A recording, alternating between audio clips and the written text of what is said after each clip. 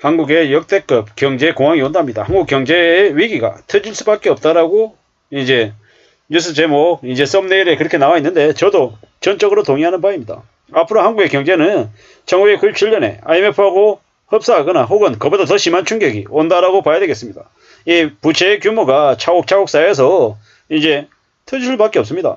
지금 겉으로는 자영업자 대출이나 대출에 대한 원금이나 이자 납부를 유예시켜놔서 겉으로는 이 수치가 되게 좋게 보입니다. 하지만 그 수치에 드러나지 않는 엄청난 충격들이 바닥에 다 깔려 있습니다. 이것들이 다 폭탄입니다. 여기도 저기도 사방이 전부 다 지뢰밭이라고 생각하면 맞습니다.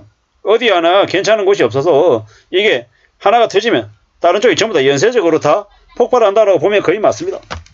부동산 대출도요. 지금 상상을 초월하는 수준이고 이제 가게는 가게대로 안 좋지만 기업은 기업대로 더 안 좋습니다. 정부는요. 정부대로 더 안 좋습니다. 정부의 재정도 지금 거의 파탄 날 지경에 와 있고 기업들도 마찬가지고 가게도 마찬가지고 이 경제 주체 모두가 다 지금 안 좋은 상황이다 보니까 답이 없다라는 겁니다.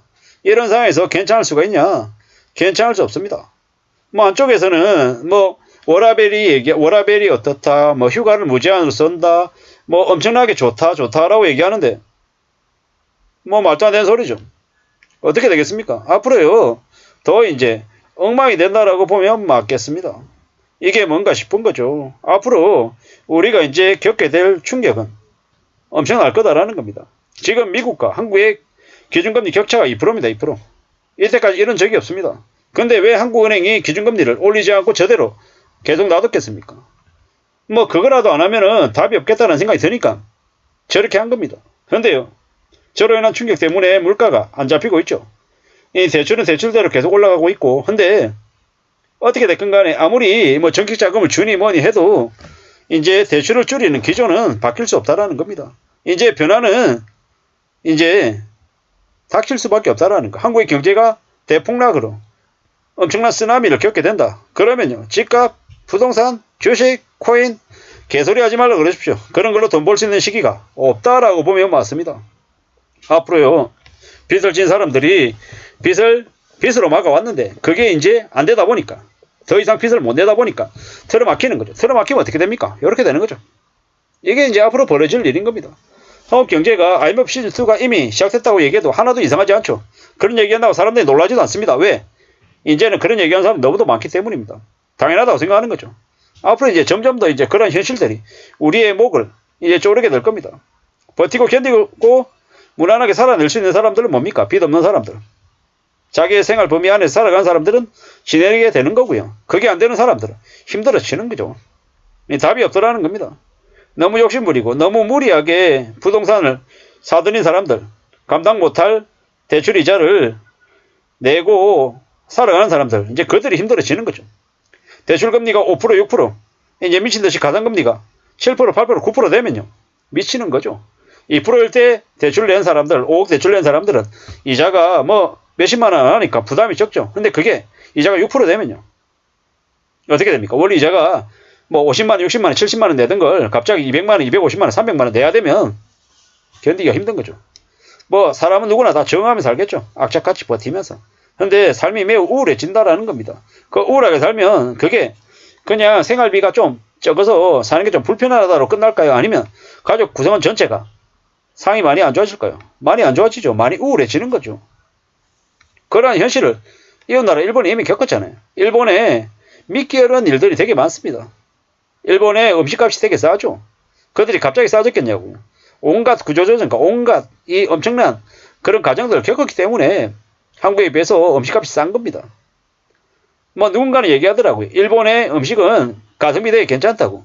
가격이 한국보다 절반인데도 가격 퀄리티가 되게 좋다고. 좋은 부분도 있겠죠. 하지만 절대적으로 가격이 싼데 좋을 수 있는 건 사실 일반적으로 보기는 어렵죠. 일반적으로. 다이소의 물건이 가성비가 좋죠. 근데 다이소에서 파는 물건이 저기 뭡니까? 백화점에 파는 물건보다 좋다? 이렇게 얘기하기 좀 어렵죠. 우리가 어쩔 수 없이 다이소의 물건을 선호하지만 그건 가성비 때문인 거지. 절대적으로 품질이 좋아서가 아니라는 겁니다. 가격 대비 품질이 괜찮다인 거지. 절대적인 품질이 좋은 건 아니라는 겁니다. 앞으로 한국 경제는 10년, 20년 뒤로 퇴보하는 건 당연한 일입니다. 주식, 부동산, 가격도 이제 왕창 낮아지는 거죠. 낮아진다고 사람들이 몰려들어 사냐? 아니라는 겁니다. 집값이 지금보다 절반 가격으로 반토막이 나도 사람들이 안 삽니다. 왜? 더 내려갈까봐. 그게 현실입니다. 앞으로요, 이제 2026년쯤 되면 집값 많이 내려가고 집을 사도 괜찮을 이제 상황까지도 갈 겁니다. 하지만 그렇다고 해서 그때 사람들이 그런 왕창 몰려서 집을 사냐? 아니라는 겁니다. 그때도 소수만이 집을 관심 가지고 부동산에 투자할지 아니면 실거주 목적으로 살지 말지를 결정할 거다라는 겁니다. 뭐 시간 좀 더 지나면요, 주식도 마찬가지입니다. 주가 많이 떨어지고 고배당 우량주들 배당 안 준다고 얘기하고 뭐 금융주들 가격 많이 내려가면 금융주에 대한 인기가 떨어지면 주가도 같이 내려가는 거죠. 그럴 때 그때 미리 나중을 내다보고 미리 사놓으면 괜찮죠. 근데 그게 금방금방 되냐라는 겁니다. 금방 안 되죠. 남들이 다 보고 있는데 내 눈에 좋아 보이면 남의 눈에도 좋아 보이죠. 근데 쉽지 않다라는 거, 어렵다라는 거 우리는 잘 알고 있습니다. 힘들죠. 쉽게 뭔가 되는 게 아니니까, 오래 걸리니까 어렵다라는 겁니다. 근데 착각하면 안 된다라는 거, 금방 뭔가가 이루어지지 않는다라는 거, 시간이 꽤 오래 걸린다라는 거 인정하고 받아들이고 지내야죠. 그래야 살아갑니다. 우리가 살아가는 삶이 참 어렵다라는 거 받아들이고 인정하면서 가야 됩니다. 금방금방 뭐 되는 거 아니라는 겁니다. 잘 생각하고 잘 따져보면서 지내야 되겠죠. 그냥 되는 게 어디 있던가요? 온갖 고통과 어려움과 그 고뇌를 다 견디고 난 다음에 판단하고 결정하고 하는 겁니다. 자기만의 확신을 가지고 살아가려면 어떻게 해야 됩니까? 마음을 단단히 먹어야 된다라는 거. 공부하고 또 공부해야 된다라는 겁니다. 그냥 되는 거 없다라는 걸 인정하고 받아들이고 지내야죠. 그래야 삶이 나아질 것 같습니다. 금방 뭔가가 이루어지지 않는다라는 걸 인정해야 된다라는 겁니다. 가보자고. 차근차근 나아가자고. 앞으로요, 지금 미국용 상업용 부동산 불안 때문에 한국까지 쓰나미가 미쳐질지도 모릅니다. 이게 현실입니다. 지금요, 한국 경제는 터지기 일보 직전이 아니라 이미 터지고 있습니다. 그게 지금의 상황이다라는 걸 우리는 명심해야 된다라는 겁니다. 앞으로 우리가 살아가는 삶이 더 많이 어려워지고 더 많이 잔인해진다라는 걸 받아들여야죠. 그런 상황에서 우리가 견디고 살아남고 하려면 어떻게 됩니까? 좀 다운사이징하고 좀 소비를 좀 극단적일 정도로 줄여야죠. 그래야 살아갈 수 있을 것 같습니다.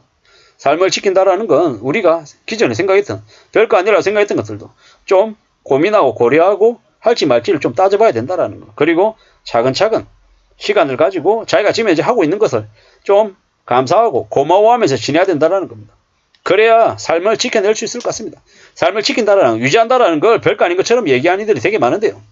현실적으로 생각해야 됩니다. 유지한다라는 것도 정말 어려운 게 지금의 시대다 라고 말씀을 드립니다. 경제 역대급 경제공황이 온다. IMF 시즌2가 이미 왔다 라고 보고 생각하고 지내야 되겠습니다.